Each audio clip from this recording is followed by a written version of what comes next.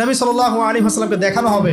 যখন দেখানো হবে তখন সূর্য যখন ডুবে যায়, যে দৃশ্যটা আমরা দেখতে পারি না, ওই দৃশ্যটা ভেসে উঠবে এবং মুমিন বান্দা অস্থির হয়ে যাবে, বলবে আমাকে ছেড়ে দাও, আমি নামাজ পড়বো। সুবহানাল্লাহ।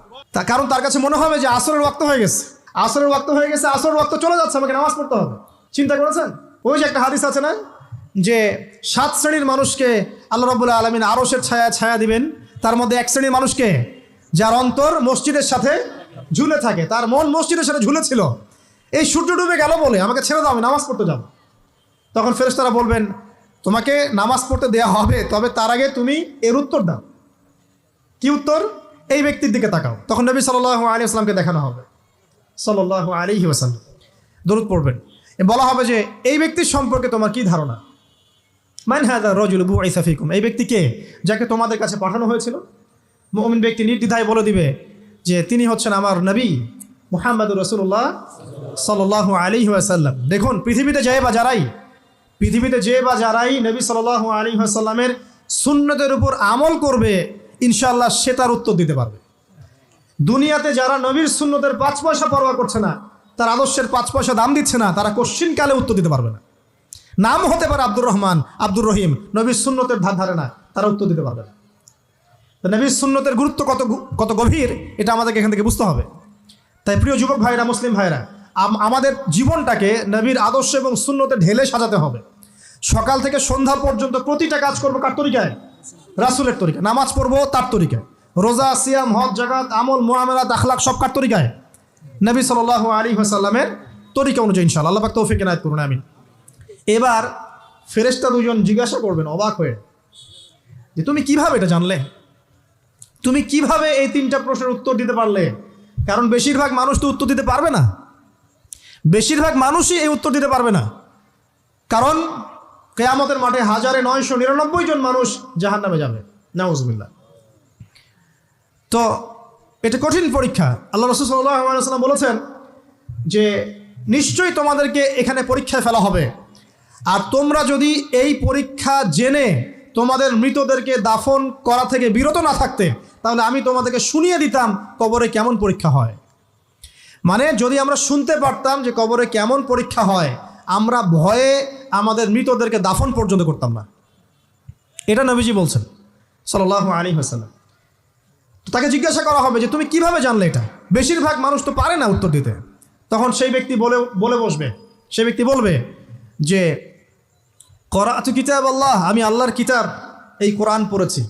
মুমিন বলবে আমি আল্লাহর কোরআন পড়েছি, ফাআমানতু বিহি, আমি এর উপর ঈমান এনেছিলাম, ওয়া সাদ্দাকতু, এবং সত্যায়ন করেছিলাম। সুবহানাল্লাহ। অতএব দুনিয়াতে যারা দ্বীনের জ্ঞান অর্জন করছে না, কোরআন পড়ছে না, হাদিস পড়ছে না, পড়াশোনার চেষ্টা করছে না, জানার চেষ্টা করছে না, কবরে পার পাওয়া ডিফিকাল্ট আছে। এটা একটা অন্যতম প্রশ্ন। আমরা কিন্তু মনে করি 3টা প্রশ্ন হচ্ছে, আসলে প্রশ্ন হচ্ছে কয়টা? 4টা। 3টার পরে আরও একটা এক্সট্রা। কিভাবে জানলে? তখন উত্তর দিচ্ছে আমি আল্লাহর কিতাব পড়েছি, ঈমান এনেছি, সত্যায়ন করেছি। সুবহানাল্লাহ। নবী সাল্লাল্লাহু আলাইহি ওয়াসাল্লাম হাদিসের পরের অংশে বলছেন যে যখন কাফের বান্দাকে উঠানো হবে, তখন ডানেও কিছু নাই, বামেও কিছু নাই, সামনে পিছনে কিচ্ছু নাই। মাথার দিক থেকে ফেরেশতারা চলে আসবেন, উঠিয়ে বসানো হবে, প্রশ্ন করা হবে কে তোমার রব? একটাই উত্তর, লা আদরি, আমি জানি না। নাউজুবিল্লাহ। কি তোমার দিন? লা আদরি, আমি জানি না। এই যে আল্লাহর তো খবর নাই, আল্লাহ পাকের বিধান মেনে চলার কোনো খবরই নাই, পরোয়াই নাই। সে জানবে কিভাবে ইসলাম কি জিনিস? সে জানবে কিভাবে আল্লাহ কি জিনিস? ও তো আল্লাহকে চিনেই না। দিব্যি বলে বেড়াচ্ছে মহাবিশ্ব সৃষ্টি হয়েছে বিগ ব্যাং থেকে, আল্লাহ বলে কেউ নাই। মানুষ সৃষ্টি হয়েছে বান্দর থেকে, নাউজুবিল্লাহ। ওই যে ডারউইনের মতবাদ, কি থিওরি অফ এভলিউশন নাকি? হ্যাঁ, তাই তো মনে হয়, অনেকদিন আগে পড়ছি ভাই, ভুলে গেছি।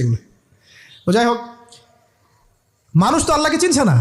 এখনও মানুষ মনে করছে যে আল্লাহ বলতে কেউ নাই, এবং এই মুক্ত চিন্তার নামে, বাক স্বাধীনতার নামে নাস্তিকতার যে চর্চাটা বেড়েছে বাংলায়, এটা আশঙ্কাজনক। বড় বড় বিশ্ববিদ্যালয় থেকে পড়ে আসছে, অনেক সময় দেখলাম বড় বিশ্ববিদ্যালয়ের প্রফেসর, সে বলছে যে মহাবিশ্ব বিগ ব্যাং দিয়ে সৃষ্টি হয়েছে, সৃষ্টিকর্তা নাই এখানে কোনো। তো মুসলিম বিজ্ঞানীর একটা কথা বলতেন যে মানুষ বিজ্ঞান সম্পর্কে অল্প জানলে নাস্তিক হয়ে যায়, আর অনেক গভীর জ্ঞান অর্জন করলে আল্লাহর কাছে আত্মসমর্পণ করে।